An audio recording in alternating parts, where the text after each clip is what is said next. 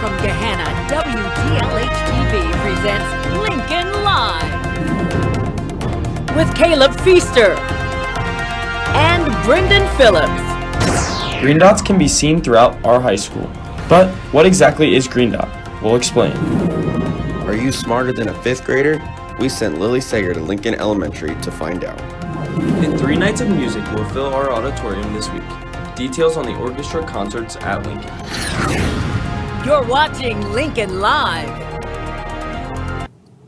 Good morning, Lincoln. I'm Caleb Feaster. And I'm Brendan Phillips. Hey, Brendan, did you know that there's a national day today? No, I didn't. What is it? It's National Fast Food Day. No way. I might have to go out to lunch today to participate in National Fast Food Day. I may as well. But we've got some interesting news for you today, don't we? We sure do, so let's get right into the action. First things first, Green Dot has made its post-COVID comeback. After being unable to train students for a whole year, Green Dot is back and better than ever. They have been teaching the significance on how to stop dating violence, bullying, and sexual assault. Our own Avery Hall has the information on this program and how they've been impacting our school this year. You've seen the posters scattering our hallways. You've seen the t-shirts. Green Dot is one of the many programs offered here at GLHS. While the presence of Green Dot is evident, a lot of our students aren't aware of its true purpose. Green Dot is Gahanna Lincoln's anti-violence program that we brought to the table a few years ago, and it's a program that we get students involved in so that we can make our school safer and that we can get kids to know when to recognize and speak out against bullying, relationship violence, and sexual misconduct. Not only are the issues that Green Dot covers relevant in the world today, but they're also extremely relevant in our own school building. Many students have personal connections to either bullying, dating violence, or sexual assault.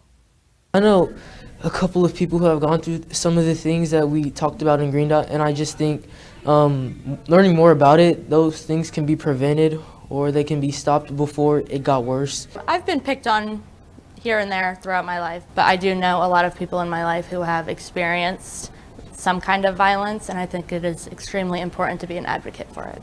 I know a lot of kids who have struggled with things like bullying and other negative stuff, and Green Dot can really help in and step with that and help teach people how not to be a bystander. While COVID had a significant impact on our school as a whole, programs like Green Dot suffered severe hardships. COVID had a terrible effect on Green Dot because the core of Green Dot is to get students and train them, and we couldn't do any training. So it really just shut down Green Dot from the standpoint of being able to move it forward. Basically, we had no students who were trained starting this year. And so we're kind of back to square one because you need to have a certain number of students who are trained to be able to get the message through the school and to the rest of the students. We took a hit, but we're excited. The good news is we're rejuvenated and excited to come back and train some new kids. And we've had 2 trainings so far. It was fantastic. So kids are motivated. They're invested in their school. They have empathy and sympathy for people who are victims. So I think we're on the right track to get things bolstered back up again. Now that the Green Dot program has made its comeback, students and teachers are eager to grow the program in hopes to prevent violence in our school. This is Avery Hall for Lincoln Live.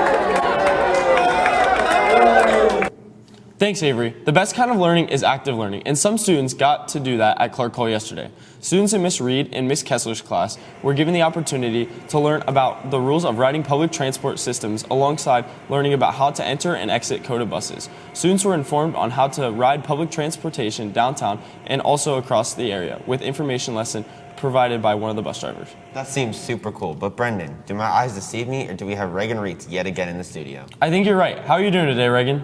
I'm fantastic. How are you guys? We're pretty good. What more do you have for us today? I'm glad you asked because I have a quick reminder to all Global Scholars students in year 2. All of your work for November and October was due yesterday, but Mrs. Alo is giving extended time to remind all of you to finish it by Friday.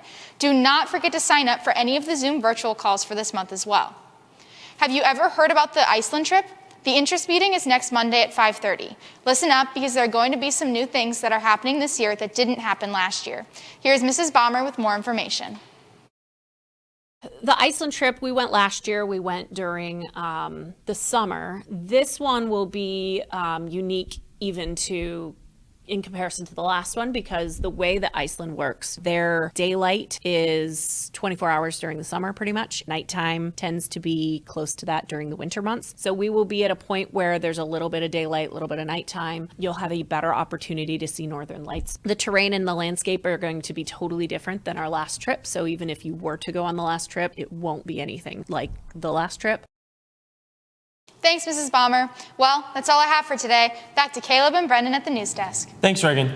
Brendan, have you ever wondered if your little brothers may be smarter than you? They definitely are. I am most definitely the smartest brother. I'm sure you are. And our Lily Sager took a trip to Lincoln Elementary to test some 5th graders on what they know on various school subjects to see if they're smarter than some students here at the high school. Here they are. Lincoln Elementary is home to many young students. And over at Lincoln Live, we wanted to find out if these 5th graders are smarter than the high schoolers.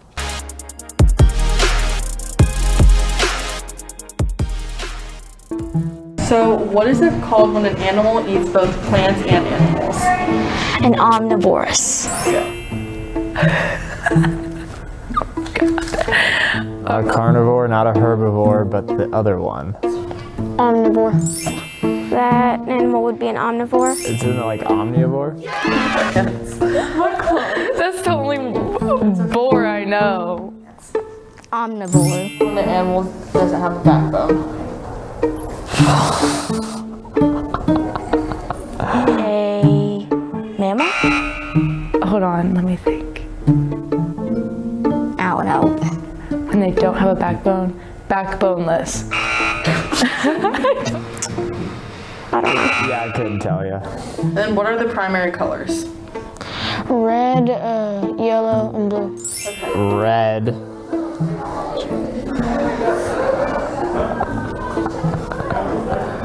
Red, yellow, and blue. Blue, red. Yellow, red, and blue, and red. Yep. Oh, I got it. No, not green. What is the capital of New York? New York City. Manhattan. New York City. Is it not? No, it's not Buffalo. It's Manhattan. No. For some reason, I keep thinking it's the Statue of Liberty. Busted. Types of symbiotic relationships. Commensalism, parasitism, and mutualism. I don't remember what they're called. Mutualism, commensalism, and parasitism. Asexual. Well, it looks like the 5th graders won this round, but with more studying, we can become smarter than a 5th grader as well. It's that time of year again. Thanksgiving isn't until next week, remember? Well, yeah, but it's also concert week for our Gehenna orchestras, where they will have 3 concerts back-to-back this week. Oh, that's right. The middle school orchestra will be performing with the high school orchestras for the first time in over a year. We caught up with Luciano Frisora for more information. So this week we have a couple concerts in orchestra. Tonight we have chamber in 8th grade at 7:30. Tomorrow we have symphony 1, 2, and 7th grade at 7:30. And Thursday we have freshman in 6th grade at 7:30. We hope to see you all there. Thanks. Well, Lincoln, that's all we have for you today. Make sure you tune in tomorrow at 9:17 for some more important news. But as we come to a close, here's the Symphony 1 Orchestra with a sneak peek of what they're playing at the concert. Bye!